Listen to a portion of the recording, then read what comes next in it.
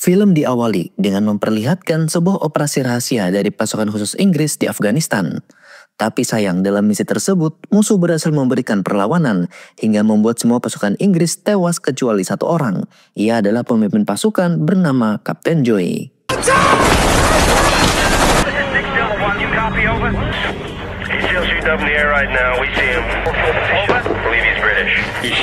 Akibat misinya gagal, Kapten Joy pun dipulangkan ke Inggris. Sesampainya di sana, ia langsung divonis terkena gangguan mental pasca perang atau PTSD.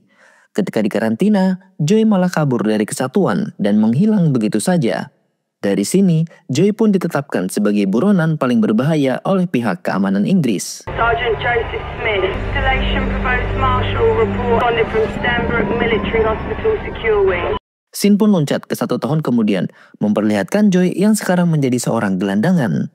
Malam itu, ia yang sedang berkumpul bersama gelandangan lain, tiba-tiba mereka didatangi oleh 2 orang preman bernama Coleman dan juga Jordan. Selama ini, Joy hanya diam kalau diberi perlakuan kasar oleh mereka. Tapi malam itu, Joy benar-benar tidak bisa terima ketika teman dekatnya yang bernama Isabel mau dianu-anu. Tanpa pikir panjang, Joy pun menolongnya.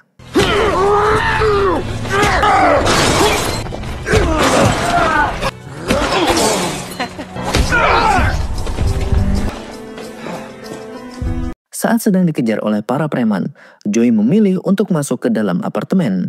Sesampainya di atas, ia masuk ke sebuah unit yang kebetulan pemiliknya tidak ada di tempat, sehingga unit itu bisa ia gunakan untuk bersembunyi sementara waktu.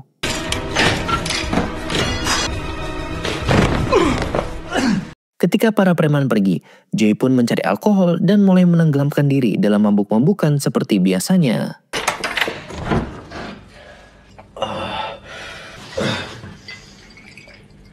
Pada keesokan paginya, saat baru terbangun, Joy mulai meratapi kehidupannya saat ini. Merasa bahwa ia sudah terlalu jauh dari jati dirinya, Joy pun memilih untuk berbenah. Ia mulai mencukur rambutnya seperti sedia kala dan merapikan penampilannya menggunakan pakaian dari si pemilik unit.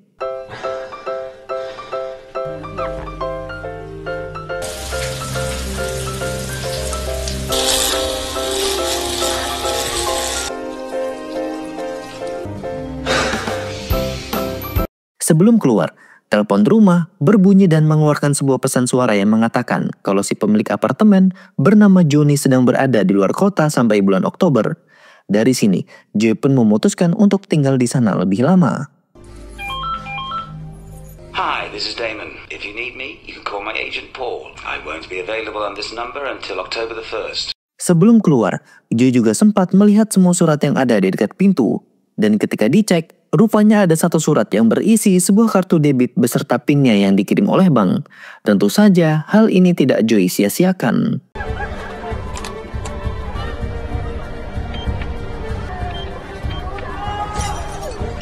Di sisi lain, Isabel sendiri saat ini sedang menunggu kedatangan Joy di sebuah tempat biasa mereka berkumpul. Akan tetapi, Coleman sudah keburu datang dan membawanya pergi.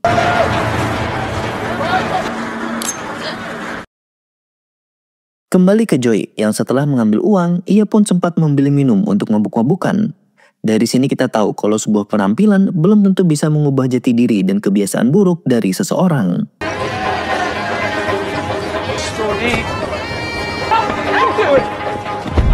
Singkat cerita, saat hari makin malam, Joy pun mendatangi seorang biarawati yang dulu sering memberinya bantuan bernama Christina. Sebagai pengabdi Tuhan, Christina memang sering membagikan makanan gratis kepada para gelandangan. Happy birthday, Christina. Actually, it was 2 days ago, but thank you. By the way, kedatangan Joy malam itu adalah untuk meminta bantuan kepada Christina untuk bisa menemukan Isabel.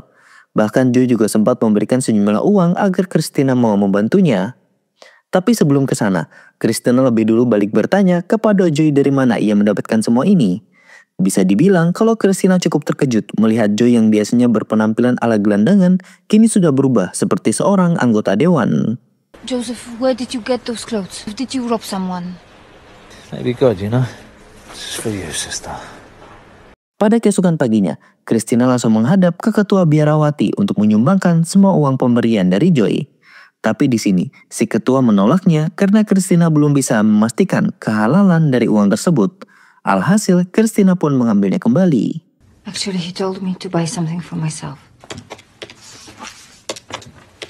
Pada malam harinya, Christina memilih menggunakan uang tersebut untuk membeli sesuatu yang sudah lama ia idamkan, yakni sebuah tiket untuk pertunjukan acara balet. Tapi sayang, sesampainya ia di loket, rupanya uang tersebut tidak cukup. And how much is the box? £500. Di saat yang sama, Joy yang kini berada di apartemen Johnny malah menggila setelah ingatan masa lalunya datang kembali. Dan karena kegilaannya ini, tubuhnya yang memang dipenuhi luka mengalami nyeri yang sakitnya bukan main.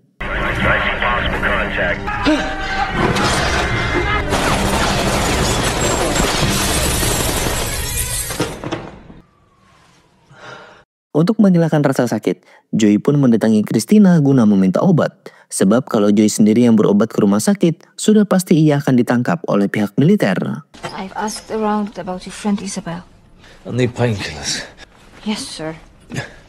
Sebelum berpisah, Christina memberitahu Joy kalau Isabel selama ini sudah tidak pernah lagi meminta makanan di tempat biasa ia berbagi. She doesn't come for food anymore. You see her?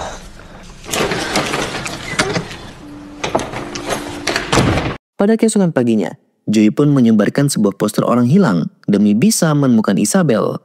Singkat cerita, setelah kembali ke apart, Joy pun mendapatkan pesan dari Isabel kalau ia tidak perlu mengkhawatirkannya sebab sekarang dirinya sudah kembali ke kampung halaman. When I get away from London, I'll call you if you're still there. I've got to go.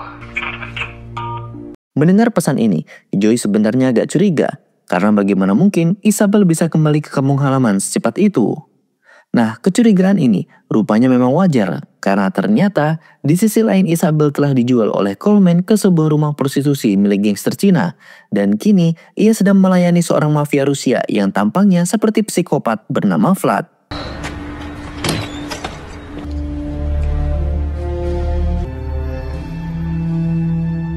Satu bulan kemudian, keberadaan Joy di apartemen Johnny mengundang kecurigaan dari tetangga sekitar. Untung saja Joy sedang menyiapkan jawaban ngeles yang sangat handal. Who are you? Damon's boyfriend. You could have called him. 1 bulan tanpa ada kegiatan membuat Joy merasa jenuh. Makanya saat ini ia sudah bekerja di sebuah restoran Cina yang ada di London.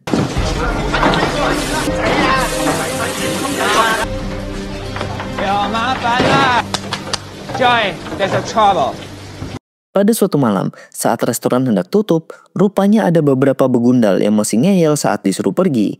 Si manajer pun meminta bantuan kepada Joy untuk mengusir mereka.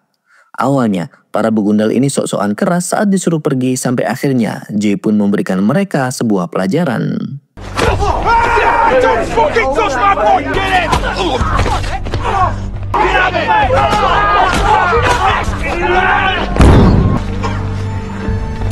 Aksi Joy tadi rupanya diketahui oleh si pemilik restoran. Makanya pada keesokan pagi, ia pun dibawa untuk menemui seorang bos gangster Cina bernama Choi, yang wilayah kekuasaannya meliputi tempat Joy bekerja.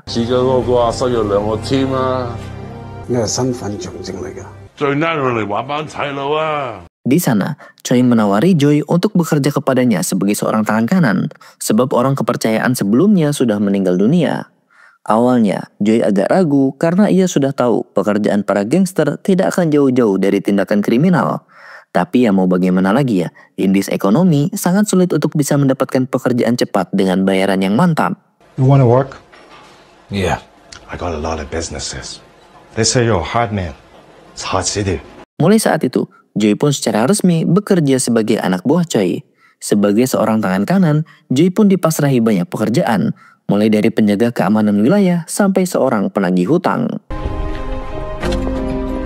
New rules. What the fuck are you talking?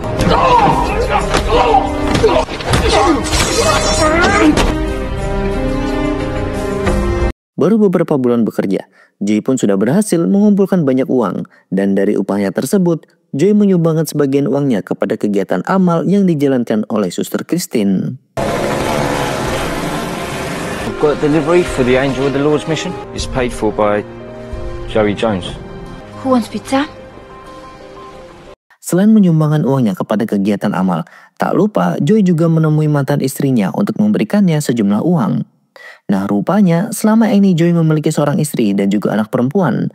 Bahkan tak jarang Joy pun diam-diam mengamati mereka. There's more where this came from. Lots more.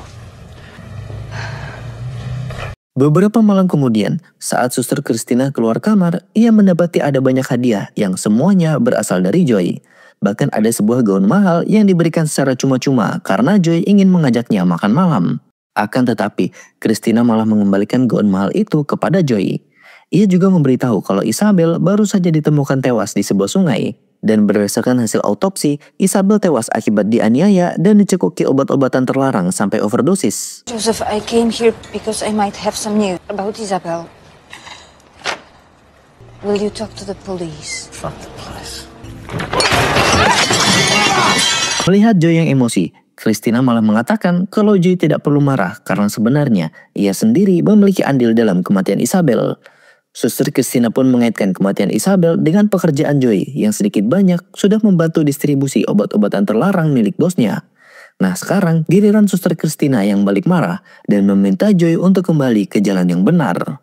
I'm really sorry about Isabel. Start to do the right thing. We need to have this. It looks beautiful on you. Pada keesokan paginya, Joy hanya bisa meratapi kesedihan setelah tahu kalau Isabel kini sudah tiada. Makanya saat hari sudah malam, Joy langsung mendatangi Coleman dan juga Jordan. Dan tanpa babi bu lagi, mereka berdua langsung dihajar habis-habisan. You got a knife? I got a spoon.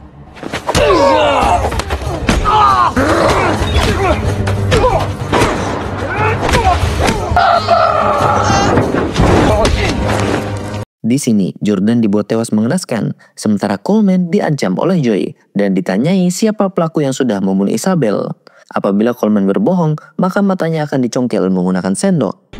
You tell me what happened to her with this spoon, or I'll kill you. He used to ask for her. Scar over his eye. That's all I know. They don't use names.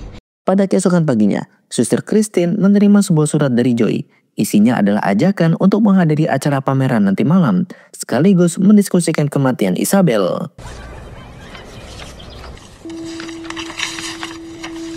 Pada malam harinya, Christina pun hadir dalam acara tersebut. Bahkan ia juga mengenakan gaun mewah yang sempat Joy berikan tempo hari. I put on this dress because it is the only dress I have. Your note said you had information for the police about Isabel's killer. Saat bertemu, Joy bilang kalau ia mendapatkan sedikit petunjuk jika pelaku yang menghabisi Isabel memiliki sebuah luka di dekat matanya. By the way, karena ini adalah kali pertama Christina memakai gaun setelah menjadi biarawati, ia pun sedikit merasa gugup. Bahkan baru meminum beberapa teguk alkohol, ia sudah khobam sehingga secara tidak sadar malah melakukan hal yang tidak senonoh. I've loved her since I was a little girl. She is who I always wanted to be, with a gangster. And I'm drunk. I'm drunk and I'm up against the wall. Beberapa hari kemudian, Joy pun mendapatkan perintah dari Choi untuk menagih hutang kepada mafia Italia bernama Inzaghi. Namun sesampainya di sana, Inzaghi malah menantang Joy hingga akhirnya Joy pun melawan.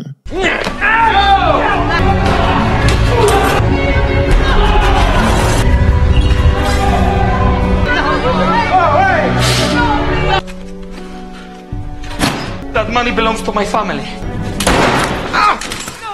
Nah, akibat aksinya tadi, para aparat mulai mengendus keberadaan Joy. Bahkan Suster Christina juga sempat dimintai keterangan. Beberapa saat kemudian, Joy pun mendatangi Suster Christina yang baru saja berkemas setelah membagi makanan. I just lied to the police. If I could do something else, I would do it. You're becoming famous, Joey. Interested in finding out more about you. Saat dalam perjalanan pulang, Joy bilang kalau waktu mendatangi pameran, Christina sempat berbuat dosa karena sudah melakukan hal senonoh bersamanya.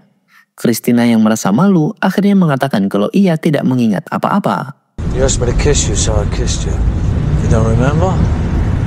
Anyway, karena perjalanan menuju gereja cukup jauh, Christina pun menceritakan soal masa lalunya.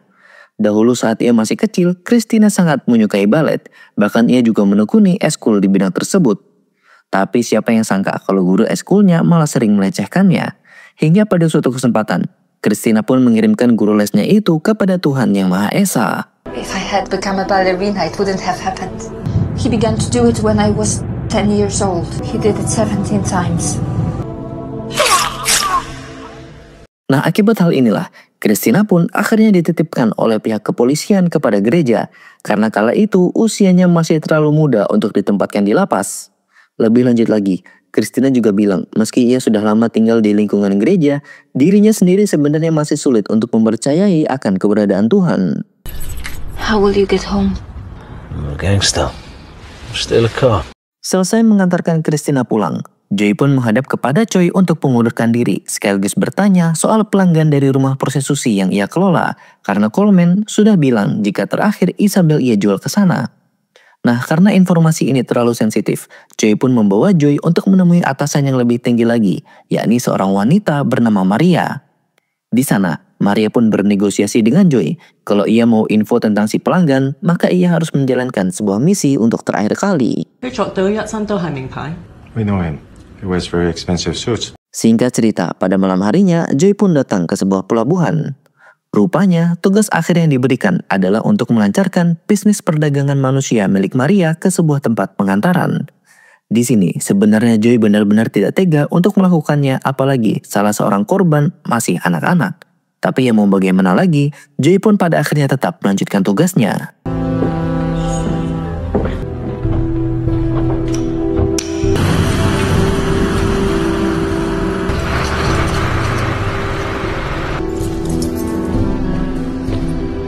Setelah berhasil menjalankan misi, Joy pun menerima informasi soal orang yang dicari, yakni pelaku yang diketahui akan menghadiri sebuah pesta dari pengusaha properti yang ada di London. Informasi ini adalah info A1 sebab anak buah Maria sendiri mendapatkan undangan tersebut langsung dari dalam saku jas milik Vlad saat Vlad sendiri sedang menyakiti seorang wanita di dalam kamarnya.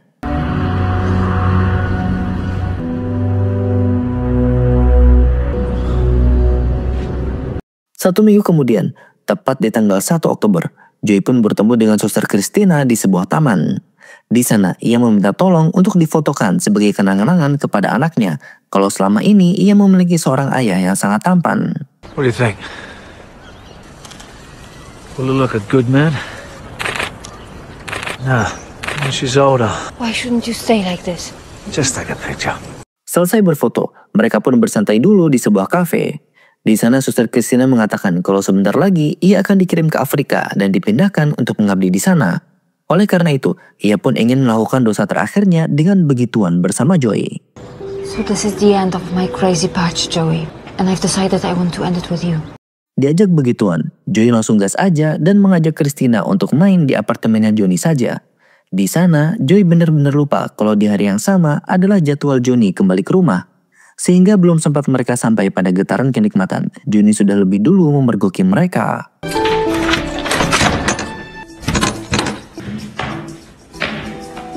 Open this bloody door, will you? Open this door! 2 hari kemudian, Christina membeli 2 tiket konser balet dan mengajak Joy untuk menontonnya. Akan tetapi, saat pertunjukan tiba, Joy tak kunjung datang. Sebab di sisi lain, Joy ada urusan urgent, yakni menghabisi Vlad di acara pesta pengusaha properti.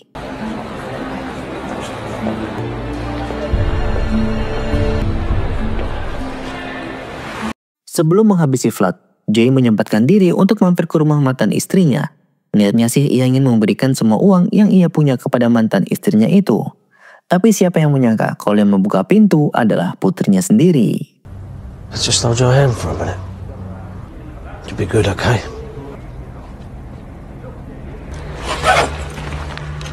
Selesai memberikan uang, Joy pun langsung tancap gas ke lokasi pesta.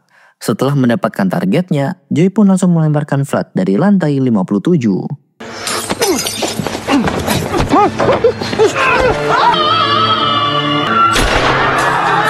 Aksi Joy barusan rupanya tertangkap oleh drone militer yang sedang berpatroli. Mau tidak mau, Joy pun harus segera melarikan diri. Setelah beberapa jam mencari, lucunya para aparat tidak bisa menemukan Joy.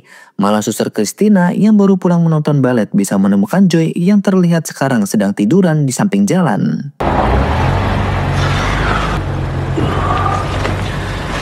There's a party after the show. I want to see her walk to her. Let me explain. Malam itu, Joy akhirnya menceritakan masa lalunya kepada suster Christina. Jadi selepas seluruh anak buahnya dihabisi oleh musuh, Joy yang berhasil selamat langsung murka.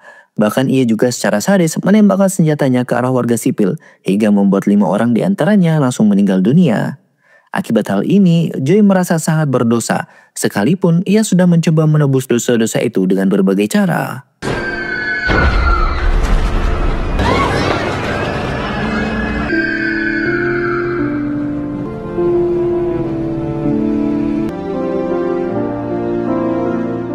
Singkat cerita, di akhir bulan Oktober, sesaat sebelum berangkat ke Afrika, Suster Christina mendapatkan surat dari Joy. Surat tersebut berbunyi kalau beberapa hari terakhir, Joy sudah berusaha menebus kesalahannya.